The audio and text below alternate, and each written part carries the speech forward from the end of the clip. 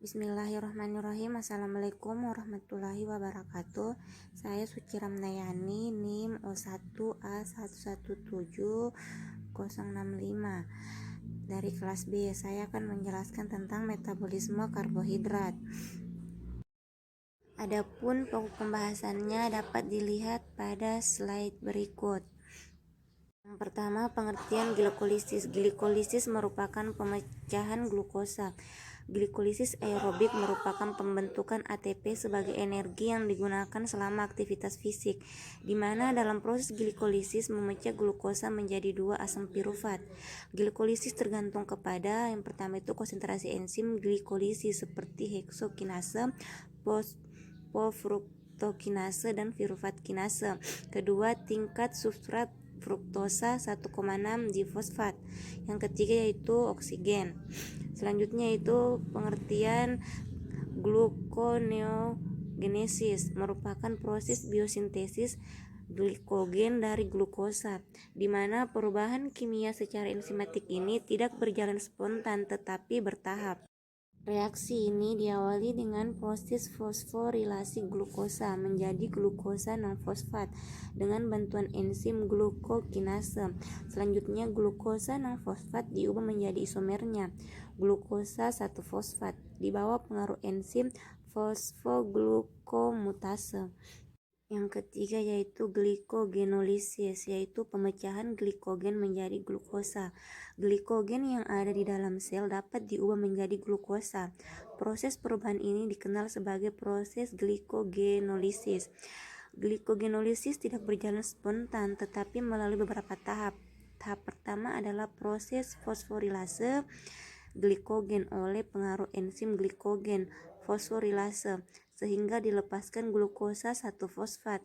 Glukosa 1-fosfat diubah menjadi glukosa non-fosfat oleh enzim fosfoglukomutase. Langkah terakhir adalah difosforilasi glukosa non-fosfat oleh pengaruh enzim glukosa non-fosfat sehingga terbentuk glukosa. Yang keempat yaitu gluconeogenolisis merupakan senyawa-senyawa bukan karbon menjadi glukosa atau glikogen, di mana glukosa dibentuk dari glukosa non-fosfat dengan bantuan enzim glukosa non-fosfat. Enzim ini terdapat pada hati dan ginjal, tetapi tidak ditemukan pada jaringan adiposa serta otot atau dengan enzim heksokinase dan glukokinase membentuk glukosa non-fosfat dari glukosa. Jadi enzim-enzim ini merupakan proses kebalikan glikolisis. Selanjutnya siklus glikolisis. Tahap pertama glikolisis yaitu dengan merubah glukosa menjadi glukosa non-fosfat. Kemudian glukosa non-fosfat dirombak menjadi fruktosa non-fosfat. Selanjutnya fruktosa non-fosfat dirombak menjadi fruktosa 1,0-fosfat. Setelah itu terjadi perubahan yang menghasilkan ATP yang berasal dari fruktosa 1,0-fosfat menjadi 2 molekul 1,3 asam difosfogliserat. Setelah itu berturut-turut menjadi 3 asam fosfogliserat, 2 asam fosfogliserat, asam fosfoenolpirufat. Selanjutnya asam fosfoenolpirufat menjadi asam pirufat. ATP yang terbentuk sejumlah 4 ATP. Dengan demikian hasil akhir energi oleh seluruh proses glikolisis hanya 2 molekul ATP untuk masing-masing glukosa yang dipakai. Selanjutnya siklus Krebs. Siklus asam sitrat merupakan rangkaian reaksi di dalam mitokondria yang menghasilkan katabolisme residu asetil dengan membebaskan sejumlah ekuivalen hidrogen yang pada oksidasi menyebabkan pelepasan sebagian energi bebas bahan bakar jaringan. Residu asetil berbentuk asetil CoA, yaitu senyawa ester dari koenzim A. CoA mengandung vitamin asam pantotenat. Fungsi utama siklus asam sitrat adalah bekerja sebagai lintasan akhir bersama untuk oksidasi karbohidrat, lipid, dan protein. Pada hakikatnya, siklus tersebut terdiri atas kombinasi molekul asetil CoA dengan oksaloasetat. Siklus ini pun merupakan bagian integral dari proses yang menyediakan sejumlah besar energi bebas yang terlepas selama oksidasi karbohidrat, lipid, dan protein. Selanjutnya, rantai respirasi atau transfer elektron. Transfer elektron adalah proses akhir dari respirasi aerob, di mana akan dihasilkan ATP dan NADH dan FADH2, hasil dari glikolisis, dekarboksilasi oksidatif, dan siklus Krebs. Transfer elektron terjadi di membran dalam mitokondria. Di membran ini terdapat bagian-bagian penting yang berperan sebagai penerima elektron. Secara singkat, transfer elektron untuk NADH adalah sebagai berikut. Molekul NADH akan melepas elektronnya dan ditangkap kompleks protein 1, kemudian berpindah menuju ubikoinon. Saat elektron meninggalkan kompleks protein 1, menyebabkan sebuah H+ dikeluarkan menuju ruang antarmembran. Dari ubikoinon, elektron akan menuju kompleks protein 3 dan kemudian menuju sitokrom C. Saat elektron meninggalkan kompleks protein 3, sebuah H+ juga akan dikeluarkan menuju ruang antarmembran.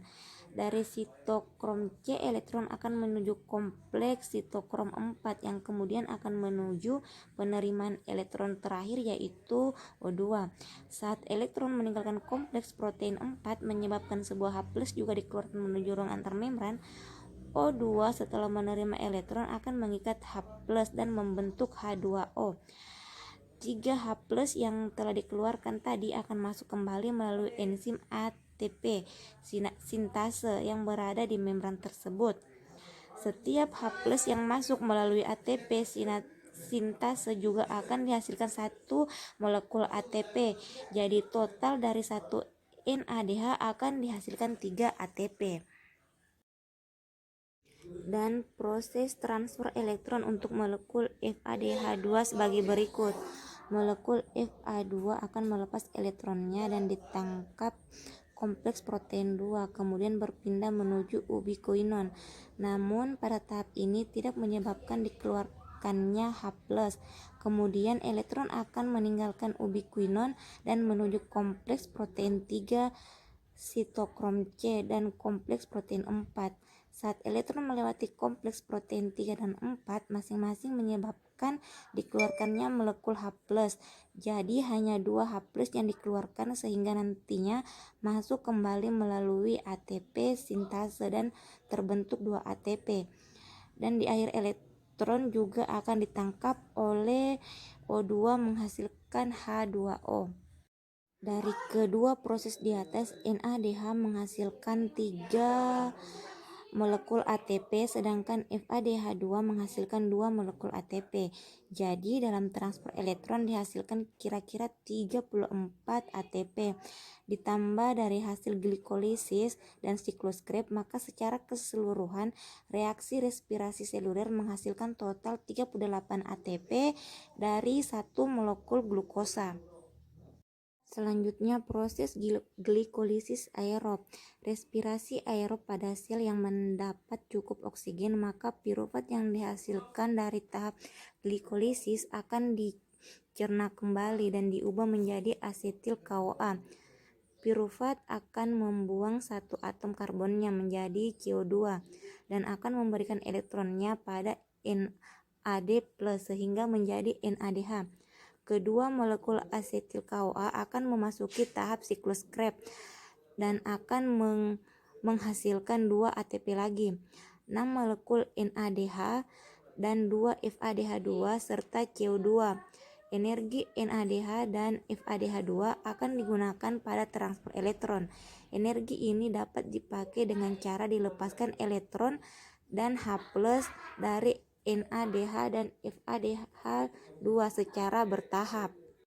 Di sistem transfer elektron, sistem transfer elektron akan memompa H+ keluar dari membran dan dalam mitokondria.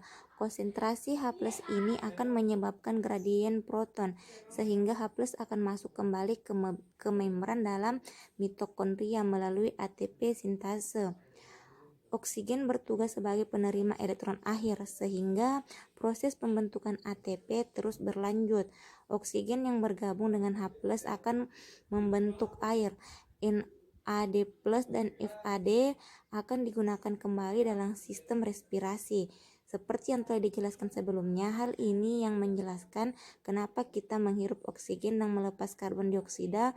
Dalam satu molekul glukosa akan dihasilkan total 36 ATP, dan satu ATP dapat menghasilkan 7,3 kilokalori. Proses glikolisis anaerob. Glukosa akan dicerna dalam tubuh dalam reaksi respirasi. Tahapan pertama dalam reaksi respirasi adalah glikolisis. Tahapan glikolisis dimulai dari satu molekul glukosa sampai tahap akhirnya akan dihasilkan 2 molekul pirufat. Tahap ini juga akan menghasilkan 2 ATP dan memberikan 2 elektron dan 1 hidrogen pada NAD+, sehingga menjadi NADH. Tahap ini tidak membutuhkan energi, jadi persediaan oksigen dalam tubuh tidak cukup. Maka NADH akan digunakan untuk mengubah pirufat menjadi asam laktat atau menjadi etanol dan karbon dioksida. Selanjutnya, hubungan metabolisme karbohidrat, lipid, dan asam amino. Tahukah kamu bahwa asetil CoA sebagai bahan baku dalam siklus Krebs untuk menghasilkan energi yang berasal dari katabolisme karbohidrat, protein maupun lemak. Titik temu dari berbagai jalur metabolisme ini berguna untuk saling menggantikan bahan bakar di dalam sel. Hasil katabolisme karbohidrat, protein, dan lemak juga bermanfaat untuk menghasilkan senyawa-senyawa lain, yaitu dapat membentuk ATP, hormon, komponen hemoglobin, ataupun komponen sel lainnya. Lemak atau asam heksanoat lebih banyak mengandung hidrogen terikat dan merupakan senyawa karbon yang paling banyak tereduksi.